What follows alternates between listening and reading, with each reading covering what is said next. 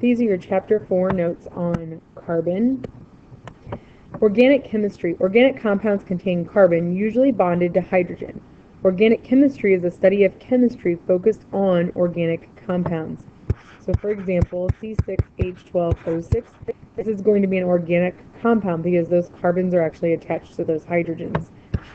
CO2 is carbon dioxide. It is what we call inorganic because it does not have the carbon bonded to the hydrogen.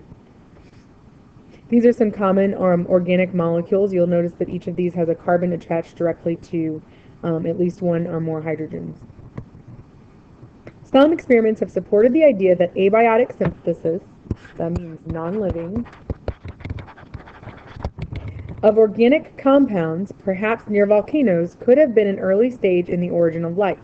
Stanley Millard and Harold Urey concluded that it is possible to create organic compounds needed for life from inorganic compounds that would have existed on early Earth. The important thing to remember about the Miller and Urey experiments is, first of all, I'm going to show you an image of it. It was really hard to get to actually happen. It took many, many, many, many trials, and it has not been successfully repeated multiple times. What they showed is not that it is absolutely certain that life, organic compounds, life, occurred from whatever was in the atmosphere at the time. What their experiment showed, though, is it's possible. It's possible that we could take things that were in our atmosphere that were not living things, just inorganic compounds like methane and ammonia, and you could manipulate those and create not life, but the organic compounds that are common in life. For example, proteins and lipids and sugars. Here's a picture of their experiment. They basically took a chamber here with what they assumed probably was in the atmosphere long ago. They put some electricity there, kind of to mimic like lightning, water vapor, and they were able to actually create a chemical sea of things that had organic compounds in them, so simple sugars and such. Carbon is very versatile because it has 4 points on bonding. Molecules are 3D, and the shape of the molecule determines its function. Remember, we talked about this. Function and shape are very important. The carbon skeletons can be branched, straight, or in rings, bringing about many different shapes. That's why carbon is so versatile, is because it can be arranged in many different forms. These are just some ones that show length, where there's a length with a double bond, some branching, and then rings.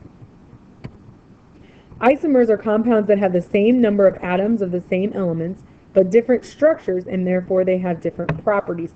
Again, remember, we've really stressed this. Shape, structure, and function all go together. So it's really important to remember that it doesn't matter that they have the same number of atoms, or they all have, excuse me, bless me, sorry. 2 different sugars have the same chemical makeup, the same numbers of carbons, hydrogens, and oxygens. That's not what matters. It matters how they're arranged. Enantiomers are isomers that are mirror images of each other. Ibuprofen and albuterol are enantiomers and have very different effects. We're going to look at that here in just a second.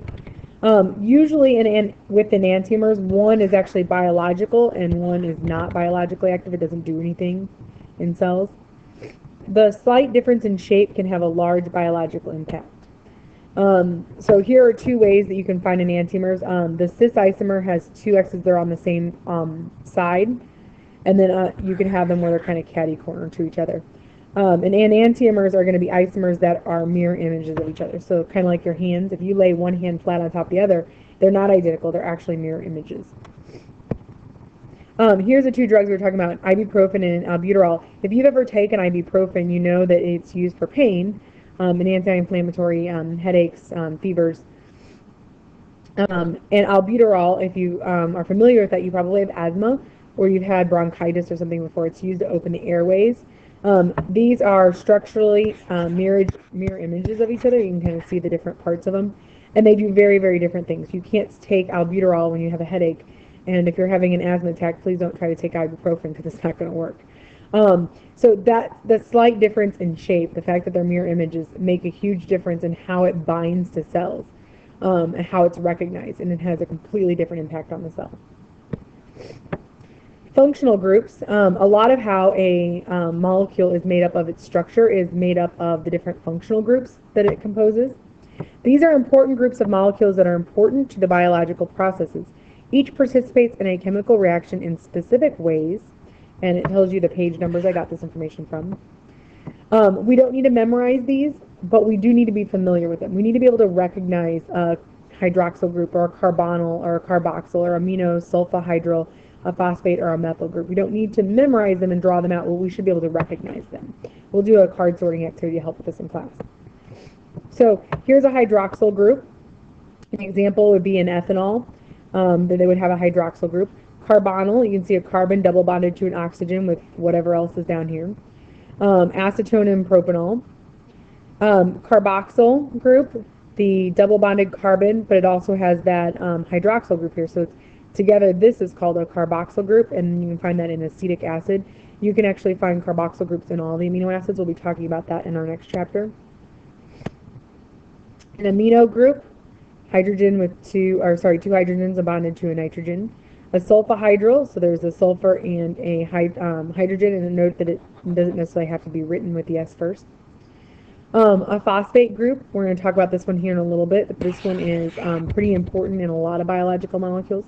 And then a methyl group. When we talk about genetics, we'll talk a little bit about how adding methyl groups can change the way your genes are read. ATP is has a phosphate functional group, and it's just an example to kind of talk through. Adenosine triphosphate, tri means 3, so that means that there are going to be 3 phosphate groups attached to this. ATP we're going to learn a lot about because it's a source of energy for cells. By adding or dropping that phosphate group, it allows cells to either access or store the energy. And so it has a really important role in that phosphate group either being added or subtracted. There is a whole chemical formula for adenosine, but we're not focusing on that right now, so we're just going to call it adenosine. And then we're going to count 1, 2, 3 phosphate groups. So this would be ATP, and this is going to be the way that cells can use energy. But if this last bond is broken here, you end up with something called ADP, and this is adenosine diphosphate. It can float around in the cell and pick up these extra phosphates, and that way it's storing energy there in that cellular molecule. It's basically our energy coinage for our cells. And that's it for this.